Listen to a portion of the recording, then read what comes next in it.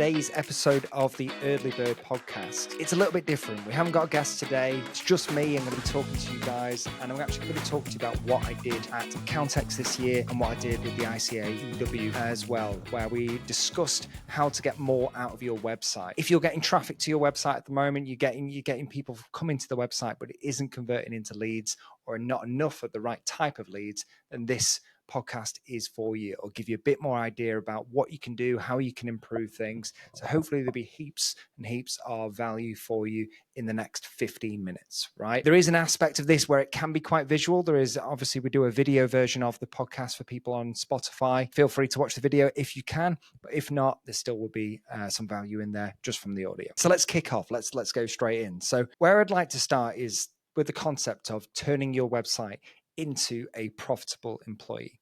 What I mean by that, essentially your website can work as a salesperson, working for you 24/7, creating opportunities, creating your new business.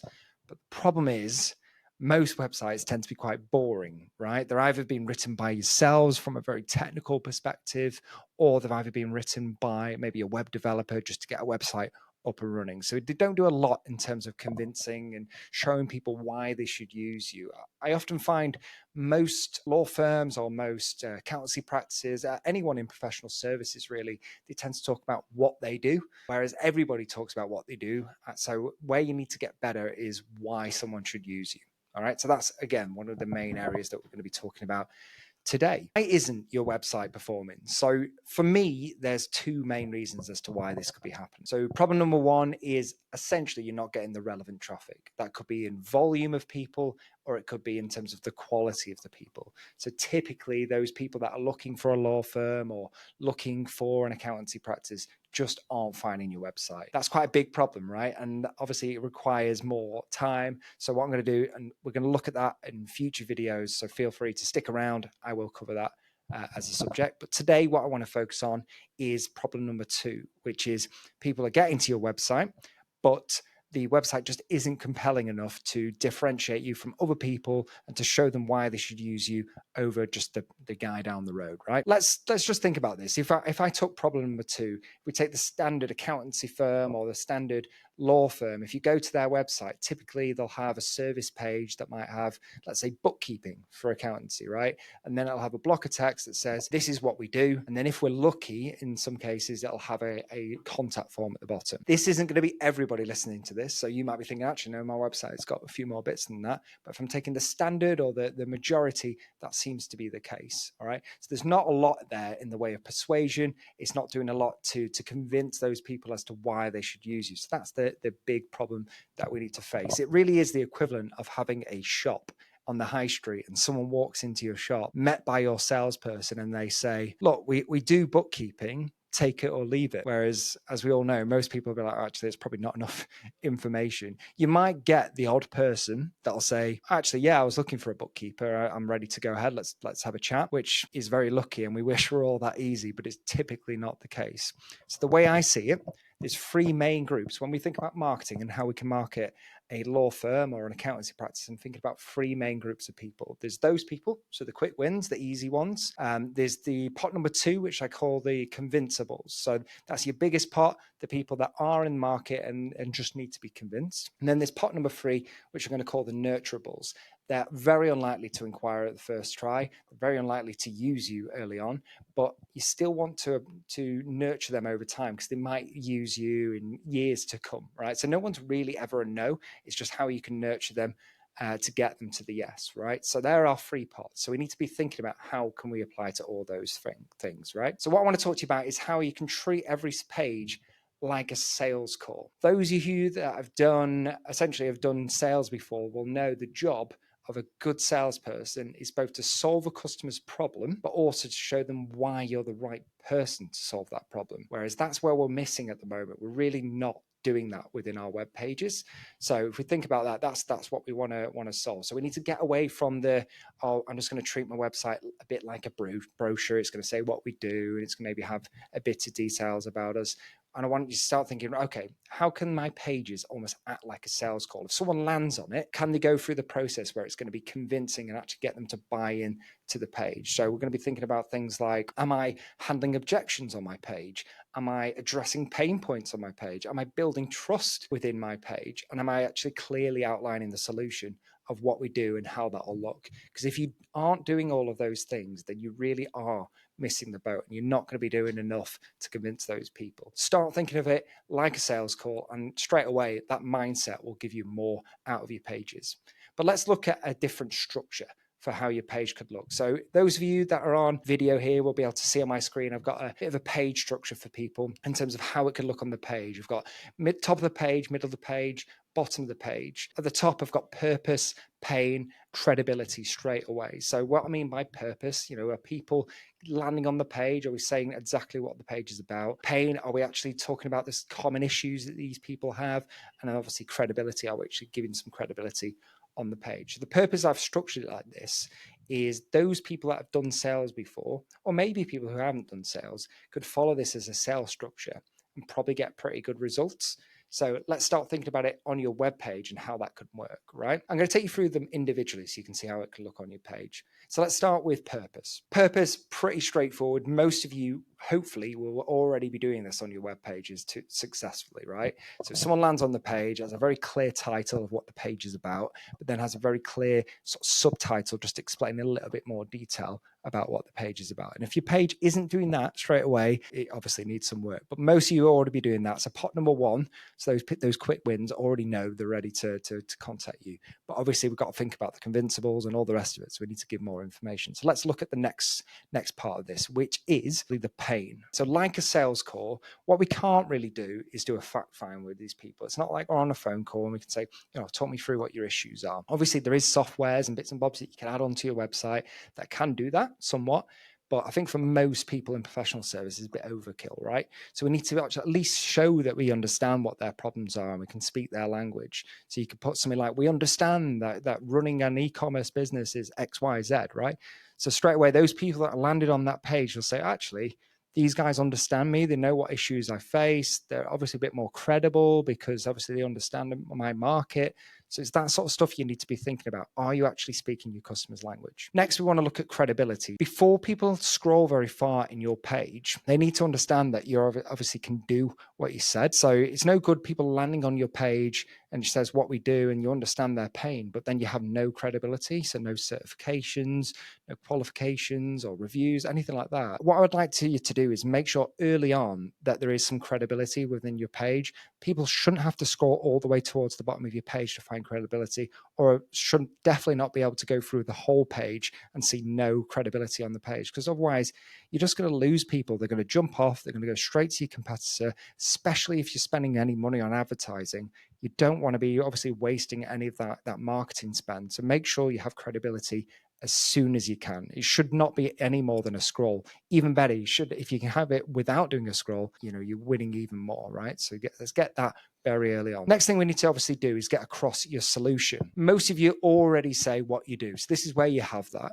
You can obviously improve this section a little bit. So you could have, what we do. And then what I quite like is a bit more of a flow diagram to show how you work together. Anyone, again, if you've done sales before, will understand that when you're on the phone with someone doing a sales call, people want to know what the next steps are, how that will look, when's my call coming, what's the step after that. If you can paint that picture for people, psychologically, they're already more bought into what you can do for them. So I think, straight away, there's a bit of an opportunity there for you to get more across and actually show what it looks like and the path from there. So now next, we want to obviously get across some more credibility. So why you, right? What I'm thinking as I'm scrolling through this page, or if I'm thinking about it from a sales perspective, you always want to add in credibility as you're going through, let's say for a sales call, and it's no different with your page itself. So again, more credibility here. So if you have case studies or you have more reviews, or maybe even you have some unique selling points, anything here, you can add those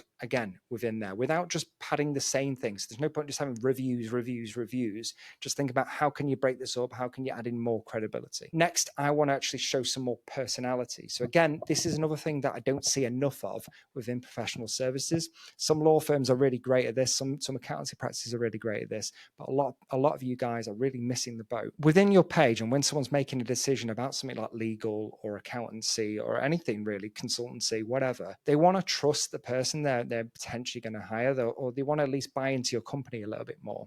So you have a really good opportunity here to get across some more of your personality and the type of people that work for you. So I'd suggest having that within the page. If you don't have any pictures of your employees or the person that does the family law or does X, Y, and Z, then that is a miss up. Next, I want you to think about, like a sales call, you want to make sure it's definitely at certain points in your page, you're actually asking them to perform the action that you want, right? So I've called it like the close part or the CTA or call to action, whatever you want to call it, but have something here that actually asks for what you want, whether that's to book a call or if that's to schedule follow-up, whatever it is. Let's just label that here and let's get that action done. Next, I want to talk to you about, I mentioned before when we were looking at the sales page, I was like treating it like a sales call. And I mentioned, are we handling objections? Again, you're not on a sales call, so you can't say actually actively handle an objection. But what you can do is preempt what those objections could be and enter them within FAQs. So you'll know if you handle calls with your clients, there'll be typically things that come up on every call, right? Things that people aren't sure about, all right? So for accountants, it could be, can I move from my current accountant? Or for legal, it might be like, how long does this take? Or what sort of range of costs should I expect? These could be the kind of things that you can handle within the FAQs here. So there's two benefits. People are more bought in when they actually call you and you don't have to waste time answering the same questions over and over. But also it helps with things like your SEO. Google love the fact that you actually cover the subject off properly. So yeah, multiple benefits to having FAQs on the page. And then hopefully, like a sales call, you've actually handled their objection here. So we want to ask again, and we actually want to put something simple that they can fill out. So a contact form here would work really well. I'm not going to go overly into that too much, just a simple contact form with the information that you need in order to push that inquiry further. And then finally on that page, not everybody's going to be convinced. All right. So we've still got the nurturables, maybe some convinceables that aren't quite bought in yet. I would have here maybe 2 or 3 blog pieces that are relevant to that page. Because if you can send people within your website to another page that's still relevant, first of all, you're keeping them within your website. So you're not actually losing them. They're not bouncing off. They're not going to a competitor yet. All right. So hopefully you can convince some more of those convinceables within those blog pieces. That's really useful. Again, an SEO benefit for that because they can see it as what they call like a topic cluster where you've got, all right, we do family law, but here's some questions about divorce or, different bits and bobs. So they see you as more of an authority on that subject. The main benefit for me is keeping those people within your website. And then the other part of that I'd like to suggest as well within nurturables is you can have something like a newsletter or something towards the bottom of the page to keep people engaged with your business. If people sign up for your newsletter at the bottom of the page, that's great. You can obviously send those people emails. You might end up working with them in years to come. It's just worth having there. Even if you get 1 or 2, there is potentially benefit there for the long term. What I've also got for those of you guys who watching on video, I'm going to show you an example of a web page that we've done for someone else, or at least a mock-up so they can see what the difference in the page can look. This is StriveX. It's a great business run by Rachel Harris, multi-million pound business. Even established businesses fall foul to these issues because you can see here on the page, it's pretty standard. It has a few blocks of text and an image, but not really a lot in the way of credibility throughout the page. So again, someone like Rachel's really established, not a new business, has loads of credibility, but we can obviously do a lot more with that page. So I've shown here in terms of our page of what it could look like, or at least suggestions of what it could look like. So you can see there, more, easier to understand titles. Got the section here about, let's understand and talk their language with a call to action. Got some more credibility as I scroll through the page here, some certifications, accreditations, what they have, maybe some reviews. And then I've got a block of text talking about what they do. So again, still want to have that within the page, still want to say what we do. I've got the little flow diagram here of how we can work together, what the next steps are, which I was talking about to you about. And I think it's really useful to have that. then more credibility as we move through the page. So it could be in the form of a review, it could be a couple of USPs as we go through here, it could even be a couple of relevant case studies. Again, I've padded that one out with quite a lot of credibility, but again, you can really edit that, think about how it works for you. Then I've got some personality, so the kind of people that you might want to meet the people behind the numbers is the title I use there. Then a call to action, so let's obviously get those people, the people that are now interested. I've got an FAQs here, some example of some FAQs that you can use. And then towards the bottom of the page, again, I've got that easy to use contact form. You can start to see how this page flows.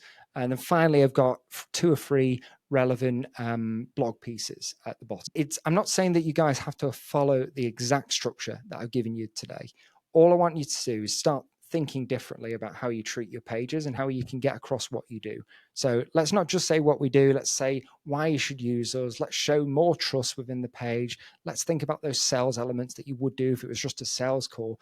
And let's start actually closing some deals within your web pages rather than having to speak to you and get loads of different answers. You'll find that those sales calls that you will end up having will be a lot easier. They'll flow a lot easier because they're already pretty much bought in. All right, so that's the main difference I want you guys to feel on that side. But again, like I said, it's no good having the best website in the world and the best pages if you're not getting the relevant people to the website. So what I've done is I put together a bit of a guide for you guys. You'll have it on your screen now. So if you want to download that QR code, or if you can't download it on your phone, just drop me a message at oliver.eardley@addpeople, which is addpeople.co.uk. Just say, could you send me the guide? And I'll happily send that across to you guys, because what that guide will do, it'll talk you through different digital marketing routes that you can take, different ways you can market your business and get more of the relevant people to your website. Yeah, hopefully that was really helpful for you guys today. Obviously shoot me any questions you might have. This has been the eardleybird Business Podcast, of course, always powered by AddPeople. All the best. Hi, everyone. Thank you for tuning in. I hope you enjoyed today's episode. If you could do us a huge, huge favor and like and subscribe, it allows us to get you more amazing guests, as well as share more practical tips on how you can grow your business online.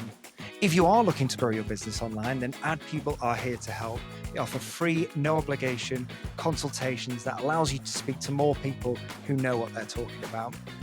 Simply email consult@addpeople.co.uk or see the link in the description. Other than that, I'll see you next time.